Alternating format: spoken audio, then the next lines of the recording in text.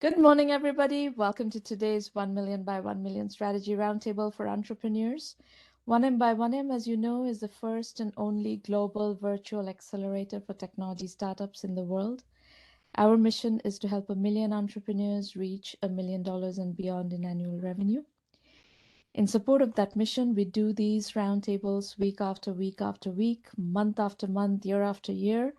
This is the 601st 1M by 1M roundtable. We started way back in 2008, and it's been going on almost every week for many, many years, with some exceptions here and there.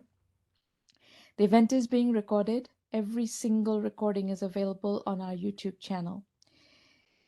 And then on Twitter, we're at 1M by 1M and at Romana. Today, if you're live tweeting the show, please use hashtag 1M1M. These are the instructions to call in. We have 3 scheduled pitches, but we will have time to take calls from the audience as well. I will put this back up later. And just remember that you can use also your computer audio to speak. And you can also use the public chat to ask questions. I'll remind you of all that once we get to Q&A, but let's first get through the scheduled programming. And these are some expectation setting for entrepreneurs who are going to be pitching today or in a later session. We are completely on your side. This is a safe working session. We are going to brainstorm about your strategy, and basically that's the end of it. There's nothing else to this session. It is possible that you might disagree with what I'll tell you. That's your prerogative to agree or disagree or do whatever you want to do with the feedback that I give you. I give you feedback based on my experience and my philosophy. So what you do with your company is entirely up to you. We're going to start today with Ashley Hejlik. Did I say it right? SoyKitty is the company. Ashley, please unmute your line and tell us what you're doing. Yeah, hi, thank you. It's Ashley Hejlik. It's a little funky. All good. You're in Oaxaca? You're calling from Oaxaca? I am. Beautiful Oaxaca. It's a destination on my list of places to visit. I haven't made it yet. Come on down, it's beautiful. So this is just a little bit about me. You can check out some of our links if you'd like. But I know we don't have a lot of time, so I'll get started with the pitch. So if you want to go to the first slide, we can start there. Cool. Have you ever walked into someone's house and bang, it hits you? They have a cat. You didn't see a cat. How would you know that they have a cat? The dreaded, dirty litter box smell. This issue has plagued cat owners since cats were first domesticated and brought into the home. Unfortunately, cat litter hasn't been innovated much since the 1940s when it was first invented. This year, that all changes. Next slide, please. My name is Ashley Hejlik. I'm the co-founder and CMO of SoyKitty.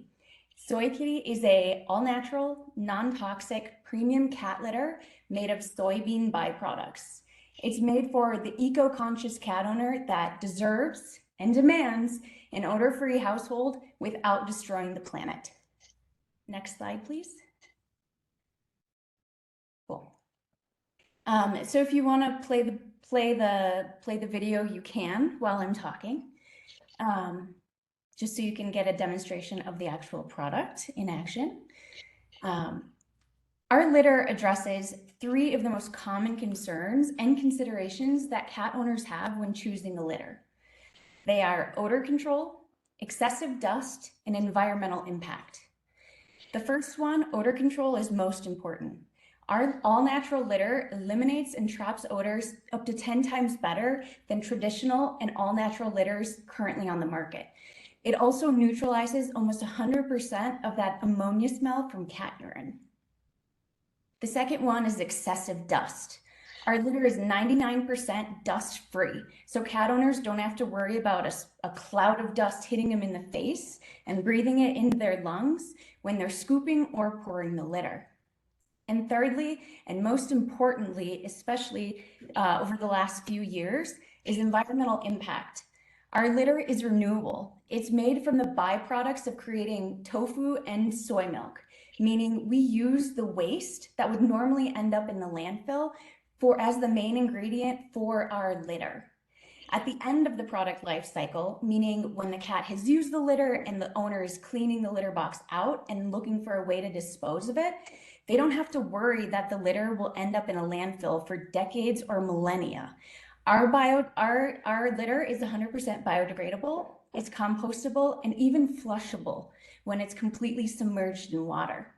So from the beginning of our product life cycle through the absolute end, we're thinking about the environment and ways to preserve and protect it. Next slide. Thank you. The best part is our business concept and product are 100% successfully beta tested. Throughout the beta test, we generated on average of over $60,000 of monthly revenue. We were a D2C subscription model, and we had just under 2,000 monthly subscribers. Additionally, we collected just under 22,000 leads, meaning cat owners that were interested in learning more and potentially purchasing our product. Our product and business fulfills the need of cat owners for a litter solution in a way that's profitable. While the previous company was growing, we were a victim of the pandemic. Initially, we produced the product in China, which led to supply chain issues, which made it impossible for us to continue shipping and distributing the product in North America. We had a successful growing business model, and the pandemic actually allowed us to see where our shortcomings were and to make those improvements for SoyKitty. Right now, we're in the process of bootstrapping the new and improved formulation of the litter that's 100% sourced and produced right here in North America. We'll keep the same business model as it was successful before, with a content plan to raise awareness about the traditional cat litter's negative impact on the environment and how soy can positively affect people, pets, and the planet. I know that's a lot of information, so I'd like to take this time to give you a chance to ask any questions that you may have. I want to thank you for your time, and right now I'll open up the floor for any questions. So what is the current status of the business? Are you doing business or have you stopped doing business? What's this? So 60,000 per month in revenue is current, or it was before you had the problem with the supply chain? So it was before. The initial business shut down in 2020 throughout the pandemic. And so we've been toying with this idea of why can't we create and produce this product in North America instead of shipping from China to the US? So that 60,000 per month was with the initial beta test and the initial company. Okay. And currently you're manufacturing in Mexico? We're starting from scratch. We are in the process of recreating an enhanced formulation. We're actually working in partnership with a major ag university and to create that new formulation. So do you have a manufacturing partner now or not? Not as of right now. So what are you pitching here? What is this? What is the ask? So as of right now, this is going to sound bad, but as of right now, we're not really asking anything because at this point we're bootstrapping and we've actually won a few grants. So I'm just learning how to pitch and how to practice. So when the time comes, when we are looking for, looking to raise capital, because eventually, if it makes sense to be able to scale, we may open up our own manufacturing plant instead of using a contract manufacturer. I wouldn't recommend that, not at this stage. So I'll just give you some things that strike me in the business that you validated before and that you're trying to figure out how to bootstrap again. Mm-hmm. You have to figure out a manufacturing partner. if that's not in China, if that's in North America, but you need a manufacturing partner. You cannot do this business without a manufacturing partner. Running a manufacturing plant is not your strength. You have no idea how to do that. So I wouldn't go venture into that. There is one thing that in this kind of a business where you have this very strong environmental angle and it's a consumer, is a physical consumer product, this is the kind of thing that works very well for crowdsourcing. And you also have an email subscriber list of 21,830. You had about 1,800 active monthly subscribers who already know your product. With that beginning, you can do a Kickstarter or a, Indiegogo campaign, and I think you can get a lot of orders. But don't start that campaign until you have a solution for your manufacturing. Yep, you are completely correct. We're on the same page. We already have a crowdsourcing agency that I've worked with in the past that's absolutely amazing. We're in talks with them about potentially launching a pre-launch campaign going on Kickstarter in probably near September. Like I said, we're working with our formulation partner first. They're also going to help us with the manufacturing aspect and finding the ingredients, so sourcing the ingredients. So we'll have a better timeline of when we'll actually be able to pre-launch with a Kickstarter. I would say within the next 3 to 4 months. Okay. But yes, thank you. Good luck. Amazing.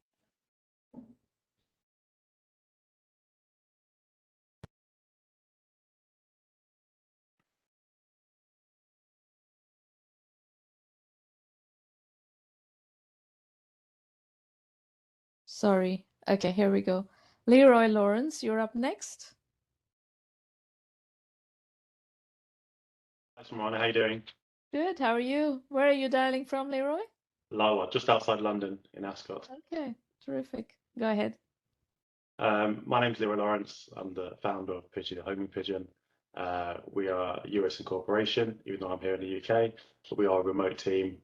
My team are based between Kenya, Nigeria, and Bali. We're currently focused on our pilot.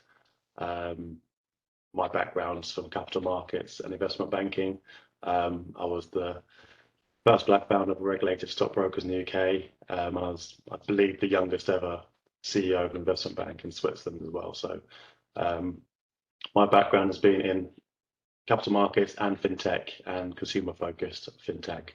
In recent years, it's been more based around applications. Next slide, please. So Pigee the homing pigeon, we send travel shopping home. It's an omni shipping and product marketplace app. It's an idea I had some years ago when I was traveling in Zanzibar, and I bought lots of shopping, as you do when you travel, and either couldn't get the things I wanted to get home, or they were too big or awkward, and some of the things I did get home ended up being damaged on the way home. So we decided to fix this problem, and we built Pigee the homing pigeon. Next slide, please.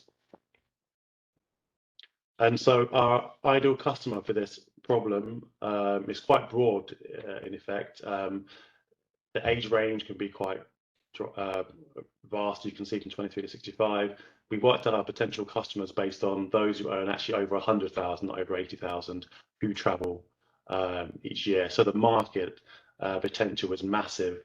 Aside from the fact that it's already part of a logistics market that has about a 40% CAGR each year, and we've laid out some of our ideal customer profile here regarding them liking new and niche ideas, and also wanted to solve an age-old problem of not being able to buy as much as you like when you're traveling. Next, please. And so we've had quite a lot of experience of our customer acquisition, with our product market fit and our sales market fit. Coming from a financial sales background myself, so I have a really big interest when it comes to sales. As a marketplace, we're beginning to describe ourselves more as B2B to B2C, because we're focused heavily on the B2B right now. So we're onboarding vendors.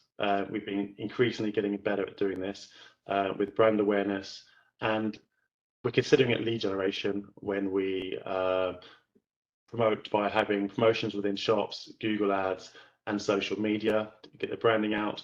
And then we have SDR salespeople who then go into those shops, explain how it works, how it benefits them, how they can multiply their income by 10, which is ultimately our mission, to multiply the shop's incomes, their revenue streams.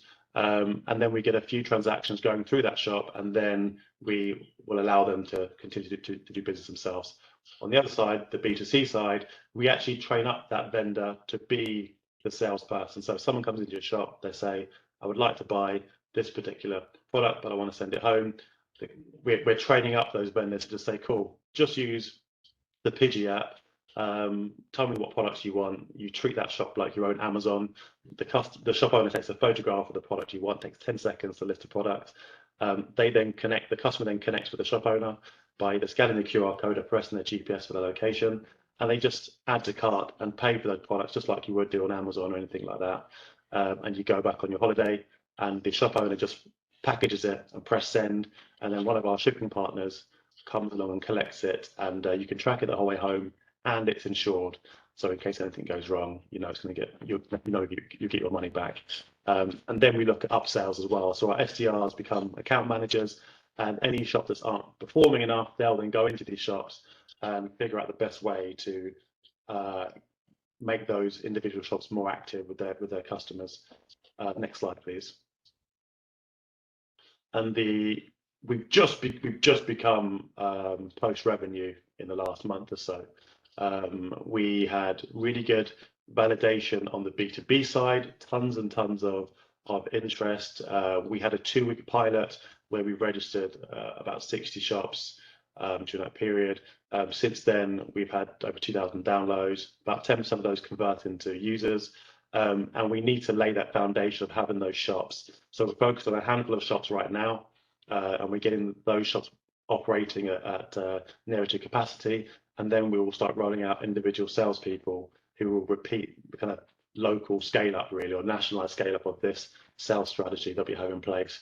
And so far, as you can see, the tourists have come to Bali, which is where our pilot is, and they've sent things back to these countries. So UK, Australia, Singapore, and some others on this list here.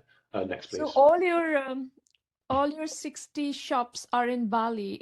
The pilot is entirely in Bali, yeah? Yeah, that's correct. Okay. And explain the business model, these numbers that you have. So $300 was the biggest ticket size we had. So that's for the complete sale. So we charge in 3 ways we generate revenue. So we charge a percentage of the product that's listed. We charge a margin of the shipping, which is our main bit of profit that we make.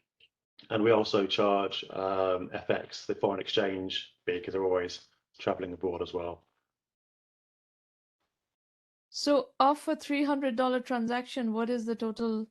What is of this one? It would have been about $40. And that's it. But I actually reduced normally our shipping margin is about 30%. Whilst we're doing this pilot, I've reduced it down to 10%. So this was 40%, $40 in total, or $38 in total is what it was, but it would normally be a bit higher than that, in fact. And the way that we do a margin is that we get the shipping at we negotiate a discount from the shipping partner, and then we charge the margin, and we always try to keep the total cost of shipping either equal to or just below what the customer would pay if they went directly to the shipping company. So we're keeping that competitive edge. Mm-hmm. Yeah, these are just some questions that we put down. So just wondering what you think some of our challenges might be, and what you see as the investment risk and how you'd mitigate them. So you started off with this customer profile of a very, very broad customer base. Yeah. I don't buy that, and I don't think that's how businesses are built. Okay. I would like to see, if I were your investor, I would like to see a much more granular identification of what kinds of customers do this. So you said you have, in your validation exercise, you have 2,000 plus downloads. What do you know about the profiles of these people? What age group? What do you know about these people? And so far they've actually been inside of that 18 to 65 age group. That's from our Google Firebase data that we've got through. So they have been quite broad. Obviously, in that 2000, they're a mixture of small shop owners and tourists visiting Bali, which normally people in their 20s, 30s, early 40s. so I think a lot of this is going to be driven by what kind of destinations, travel destinations you work in, and what kinds of shops you work with. Because if your primary customer acquisition strategy is going to be through, Google ads or Facebook ads, I don't even know if Google ads are going to work. Is this Google ads that has given you the... Do you know what's funny about you saying that? So we tried on 3 occasions to use Google ads and it's not worked at all. We pretty much killed the idea until recently ads when we will not think work because people are not searching yeah, for this thing. yeah, it doesn't exist yet. So but Facebook ads recently will work. so what we did recently was that we've actually just improved our proposition and all of the marketing we've got around it, and we're just using it really as brand awareness, and then we're considering those downloads and those registrations as leads, and then we're going into those leads. But the real place where we capture a customer is when a customer enters a shop and says, I want to buy this, it's too big, it's too delicate, it's too awkward. They frankly say, I would like to send this home, how can I do this? And then the shop owner says, here's your solution, it's Pigee. And that's making sure that that shop owner is motivated to do that. They see the benefits of, if a customer uses Pigee, they can keep selling to that customer again and again and again and get repeat custom where they haven't before. And also we will have offers such as cashbacks for using the app as well. So that's the real main point of capture for customers, is when they suffer that problem in the shop at that time. So let's back calculate from what you said. Where is the problem really acute? Shipping problem really acute? It's in large merchandise, right? It's in, shoes, for instance, maybe art, statues, Yeah. So I think your market, you will see, is going to drop tremendously and get much more segmented. Who buys, for instance, if you go after the high-end art market, who goes to those? It's not the 20-year-old. The 20-year-old doesn't have budget for that. No, but the people who shop and buy do we found from our research buy lots of gifts to send home and ornaments and things which are very unique to Bali or those parts of East Asia as well, things that you can't buy elsewhere.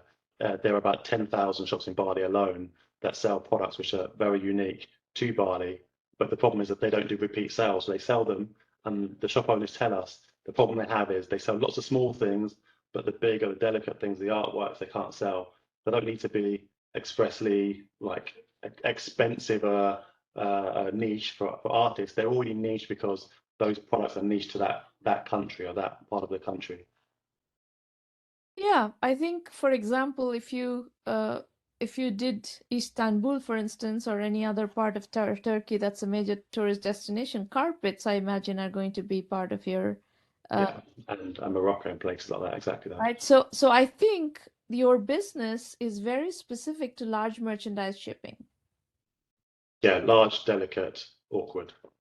Right, large, delicate, awkward, and that's going to drop your maybe potential customer. It doesn't really matter. I think what will drive your business is the type of merchandise that's being shipped and the types of people who buy that kind of merchandise. So my recommendation would be for you to really study the behavior pattern of people who buy the larger, awkward, whether it's cheap or expensive, but larger merchandise that is hard to carry back home and that's heavy. And there, the other consideration is, airline fees, right? Airline luggage fees, the excess luggage charges that we pay. When we travel, I'm an avid traveler, and this is an issue that we live on a continuous basis. And the issue is what the trade-off is it easier for me to just pay the excess luggage fee, or is it worthwhile for us to go with you? So yeah, so we need to keep that in mind all the time. Recently we just had someone send back 2 chairs recently, which would have been a nightmare to carry on in their suitcase or in their plane, but Of course. it was ideal for them to send back to Korea. Of course, but who's buying furniture if they're going somewhere and or who's buying furniture, who's buying large or art? You need to understand this a little bit better. I think there are demographic patterns. I think there are psychographic patterns that you can segment around, and that will give you cues on how to acquire customers more efficiently. Right now, my problem with your pitch is it's too generic and too vague. I don't see a clear customer acquisition strategy. I don't see the only customer acquisition strategy that makes a little bit of sense is if the shops are going to recommend this service. Yeah, that's what I Yes. said. Yeah, we're all about the B2B side, and we're effectively training up those shops to recommend it It's and not motivate them. B2B, right? It's not B2B, it's B2C. It's not B2B. The shops will recommend to consumers what consumers want to buy. It's not B2B. How is it B2B? From us, our business to their business, those vendors, is us selling to the business, and then they do B2C. So we're B2B to C. But who's paying? The shop is not paying, right? This consumer is paying. Yeah, the consumer is paying for the product. Yeah, so and the it's shipping. B2B to C. It's not B2B. Yeah, that's what I said. B2B Yeah, is a very B2C. B2B has a very different connotation. B2B means the business is paying. The business is not paying. It's B2B to C. The consumer is paying. Exactly. I would kind of forget about all other customer acquisition strategy except for that, and that's going to drive then the entire economics of this business and how how many pieces like that do shops sell? Like in your Bali pilots, the kinds of shops that you're working with that have large, awkward merchandise, what is the frequency of sale of those merchandise? I bet these shops sell mostly smaller items, and once in a blue moon, they sell large items. Yeah, because they can't, because they struggle to persuade a customer to go away and get a shipping quote and come back again, because people buy things at that moment of time when they have the interest. So we work with a shop called Rita's Gift Shop, for example, and they've been at last being able to sell large items, where before they've struggled to sell large items. That's what we're trying to do. We're trying to because they have these large items in their shops, but they just sit there quite often, or they have to go through a whole rigmarole and they do much less sales. We're trying to increase the amount of sales that happen with those products, which are sitting there. The But interest is there from the shipping customer. is not the only reason why people don't buy large items. They have to have room in their homes to put large items. So, large items have very low velocity. So I guess the question that investors are going to ask you is that, is this going to be a high velocity business? If you do it as a bootstrap business, this question is not going to come up. Bootstrap businesses do not need to grow that fast. But if you're seeking investment, then the business has to go from 0 to 100 million in 5 to 7 years. And if you can't deliver that kind of velocity, investors are not interested in your business. So the question, the big problem with the business that you're proposing, I think, based on my quick assessment, and that's what you're going to get from investors, is very quick assessment. It's a low velocity business, and that does not attract investors. Okay. So yeah, that's my analysis of that business. So my recommendation to you would be to, if you want to build this business, just do it as a bootstrap business. Sure. And really understand, out of the 60 shops in Bali, which ones have large cumbersome items, and what velocity are they selling? Let's say if they solve the shipping problem at what velocity would they be able to sell this kind of items? And you go after specific shops, like I think carpets would be a good one, because everybody who goes to Turkey buys carpets. And there are other carpet destinations like that people go to. Turkey comes to mind because it's been a popular travel destination. Iran, carpets are popular, but people don't go to Iran, right? It's not a tourist destination. So Mexico has masks, for instance. That's not easy to carry back. So I think those are the categories. You should identify the categories where there are large cumbersome items that people perhaps would buy if it were easier to carry back, ship back. At the same time, you have to keep in mind the fact that people don't have unlimited space in their homes to buy large merchandise. So what kinds of items do have some velocity to them, and accordingly navigate your work. So my suspicion is that 60 shops in Bali do not fulfill the characteristics that we just discussed. I would disagree. I think maybe you've been to Bali, but there are about 10,000 shops in Bali who sell items like that that could be used exactly like this. It's a prime spot as far as having those types of shops and those sort of problems to fulfill. There are 10,000 shops in Bali that sell large So items. large, awkward, and most importantly, unique to Bali products. Yeah. Okay. If that is a validated, I don't care. I've been to Bali.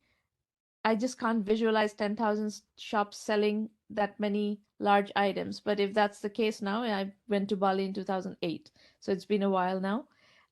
If that's the situation, great. Bali is a good destination for you to flesh out, and sure. So all that is fine. I think you need to address the velocity issue. If you think Sure. that you can build a high velocity business out of these constraints, then the business would be of interest to investors. If not, no, then you should bootstrap. That's my summary guidance. Okay. Thank you. You're welcome. Okay, Dawn, you are up next. Hi. Excuse me. My name is Dawn Michelle Lewis. I am based in Harrisburg, Pennsylvania, and I am an actor you've never heard of.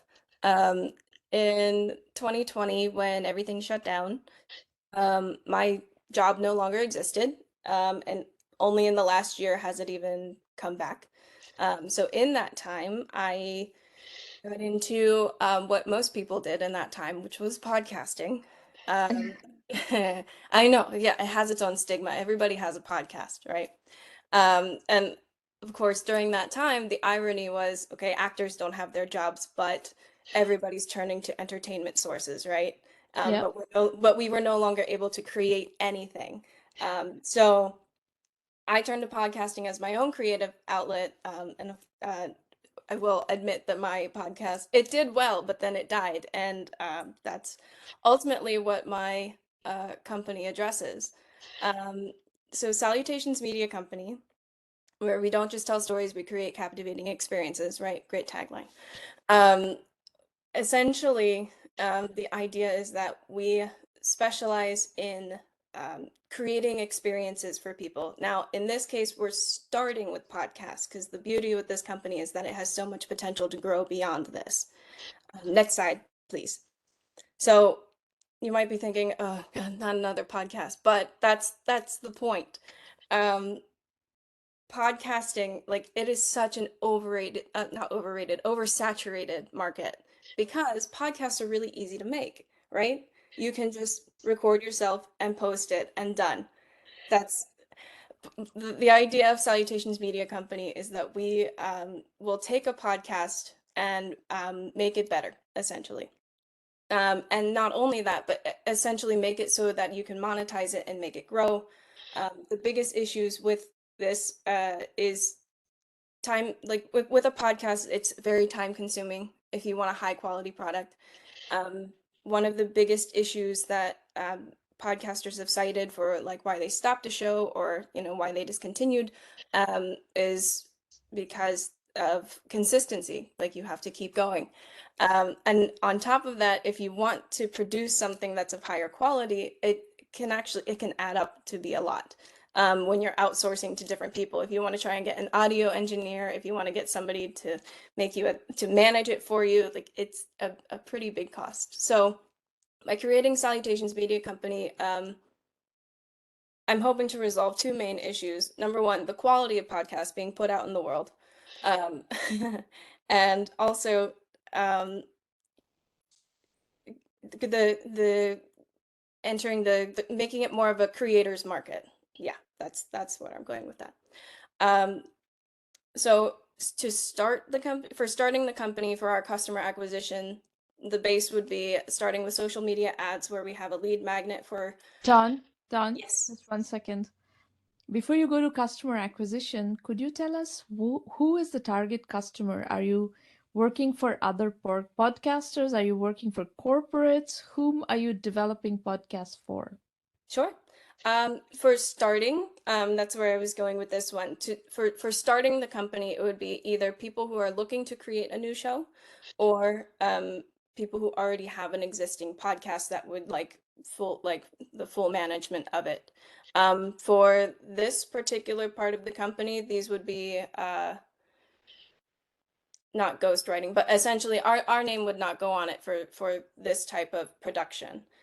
Essentially, our job would just be to take your podcast and make it better, and run it And for have you. you validated this hypothesis? Have you talked? One thing I always use in our validation strategy is whatever customer that you want to sell to, I want you to go talk to 100 of those customers, ask if they're going to buy your product or service, and how much are they willing to pay for it. Have you done something like that? That's actually my job right now. Is I produce podcasts for other people who pay me to do it. Okay. But part of the job I do, mine is for marketing. So I understand that I'm not putting out like the product that Salutations Media Company would be fulfilling, essentially, if that makes sense. So Salutations Media Company is going to be doing what you are currently doing as an individual? I work for another company, but no, this is different because what I do is for the purpose of marketing, and we work with business owners for networking. So the focus isn't really on the podcast itself; it's really us getting customers for that person. For this company, then going back to my question, you have not done what I suggested, which correct. means your takeaway from this call is that you need to do that. Right. Right? So validation is incredibly important. Customer validation is not that there are 2.5 million podcasts, blah, blah, blah. You have a lot of stuff in here, which is not what customer validation is. Customer validation is whatever value proposition you are trying to sell to whatever customer you're trying to sell, testing that, whether that value proposition resonates with that customer, and is that customer willing to pay you for it. Right. That's customer validation. Got it. Yeah. So that's part that I still need to look into for this. But as far as I know, for companies that are similar to this one that I've created, larger companies like iHeartMedia will outsource their production to companies like this one. So that would be one of the targets, as far as I know. And then after that, I would still have to do a little more research. Okay, fair enough. Yeah. The other comments I have are about, and this is for all of you to keep in mind, please do not put little font text and lots of it on a slide. So if you go back to this slide, only thing slides are good for are bullet points and as little text as possible. So if you put a ton of text and they're small fonts, and then you put like a big image, like this image doesn't do anything, right? This image is conveying nothing, and you have a bunch of text that is unreadable. That is not a good slide. So there is a ton of information on, you can just do a Google search on good slide presentation rules. Please go over that if you haven't, but this is not the way to do slides. Sure. Okay. Okay, so I think your next step basically is a proper systematic customer validation to see if this is going to fly and how do you make it fly. Okay. Okay. Sure. All right. So I'm going to talk to you about how to use 1 million by 1 million for those of you who are here to understand that. and then we can go to Q&A. If you like what we do here, as you see, I'm giving you candid feedback. I'm not trying to, sugarcoat my feedback or anything. I'm just telling you as it is, because I trust that you trust my intent of trying to help you. And there is no benefit in my telling you what you want to hear, which is that you're doing great. It's better that I tell you what you need to hear, which is what are the gaps and what are the actionable, constructive things that you can do with your business that is going to help you succeed in achieving your objectives. That's what we do in 1 Million by 1 Million. And if that agrees with you, then please tell people about the program, and we're very happy to work with serious entrepreneurs. Resources-wise, everything is at 1Mby1M.com. You will find a blog that is terrific and has been around since 2005, when there were very few technology business blogs in the world. So, we have just had a good solid following for a very long time. And we have developed a tremendous amount of content that has gone into developing various kinds of curriculum material, which I'll talk about in a moment, through the blog. Some of it went into the Entrepreneur Journeys book series. So if you go to Amazon Digital, you will find a dozen books under the Entrepreneur Journeys headline, which are all case study based books on specific entrepreneurial topics. So that's one way to start your learning journey of our methodology. We also have these free roundtables every week. You can come as many times as you want. You can pitch for free only once. After that, if you want to have continuous, ongoing dialogue with me, the best idea would be to go to our premium program. That is the full acceleration program from the 1M accelerator. We give you extensive methodology guidance on a regular basis. We have a terrific curriculum that is now over 3,000 hours, and it's very well, broken up into modules. So there is, for instance, a full module on validation. So customer validation is one of the topics that is of prime importance for the audience, and that's something that you have to learn. You have no choice if you want to be an entrepreneur than to learn that. There are some core curriculum elements that every entrepreneur needs to learn. You have to learn what investors are looking for, how investors think, how to raise money, if that's something that you want to do. Everybody needs to learn bootstrapping, because you generally tend to have to bootstrap first and then raise money, even if you want to raise money, or bootstrap all the way. So we teach all of that. The roundtable format is exactly this. It's basically WebEx calls.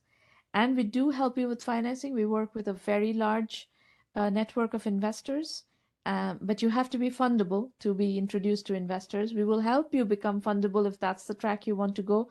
Some businesses are not fundable. Some businesses don't have hyper growth, very large scale velocity built into the business model. And those businesses need to be bootstrapped. I recommend that you look at the self-assessment on the website. That's a very useful thing to do due diligence with. So this is the kinds of questions VCs would ask you. It's better that you ask these questions of yourself, because you are your first VC. You are your first investor. And it's good to go through these self-assessment questions and be able to answer them as a strategic planning framework. There is a free bootstrapping course, less than 1 hour, on our website. It was commissioned by LinkedIn originally in 2016. Since then, many 100,000 people have done this course. It's a very, very powerful course, and I strongly recommend that you take a look at it. Another very, very inexpensive learning model is through our Udemy courses. In 2021, we started releasing our curriculum in small, Udemy courses. They're priced between about $40 to $100 per course, and Udemy offers discounts and sells them, depending on what country you're in, at anywhere between 50 to 85% discount. So if you keep an eye on Udemy, you can get discounted offers. We publish every month, we publish discount coupons on the blog. So you can pick it up there. You can pick it up on our LinkedIn newsletters. So there are lots of coupons that we distribute every month. Also, the entire curriculum is available on a subscription fee basis from our website, 1M by1M Basic. So everything that we have is available through 1M by1M Basic. So these are the, on the website, all this is described in detail. So if you dig around on the website, you'll find FAQs, video FAQs, descriptions of the curriculum, case studies. Everything is case study based. We work on a pure case study based model. We've had thousands of entrepreneurs actually participate in the case study program at this point. It's been going on since 2005. And you can learn from a lot of very experienced entrepreneurs because of the case studies that we have captured. The investor introduction policy is articulated in great detail on the website. You can access it from the site. Basically, not just by joining the premium program, you don't immediately get introduced to investors. I have to be comfortable that you are fundable before I will introduce you to investors, just because investors would reject you otherwise, and that's not going to serve your purpose. That's not going to serve my purpose. It's just a wastage of everybody's time. Our philosophy is do not go to investors as beggars, go as kings. And that means you need to bootstrap first and raise money later so that you're going to investors with validation, and that makes you more attractive to investors. That's it. We have definitely 2 more roundtables in March and 2 in April for sure, and we'll see if we are going to do more than that, but definitely at least 2 more in March. And that's all we have in scheduled programming. We can take questions from the public chat, or you can dial in and ask questions. Irina Patterson will be your contact after this program if you have questions about the 1M by1M program, and you can email her at irina@1mby1m.com.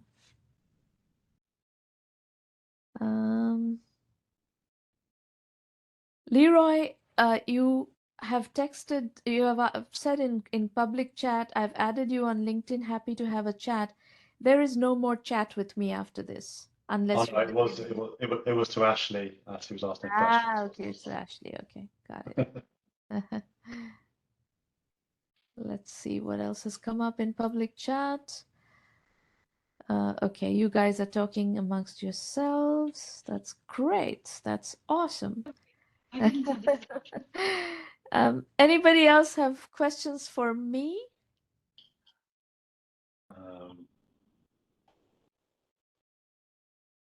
All right. I don't see any further questions. I don't see any hands up of people who want to call in. I'm glad you're networking. I will see you at the next roundtable, folks. Those of you who are going to come, and in the meantime, make lots of progress. You know, one of the philosophies I have is every day I try to make progress. A little bit of progress, but if you do that for 365 days of everyday progress, you make a lot of progress. So good luck. I hope you make lots of progress every day going forward. Bye-bye. Great. Thank you.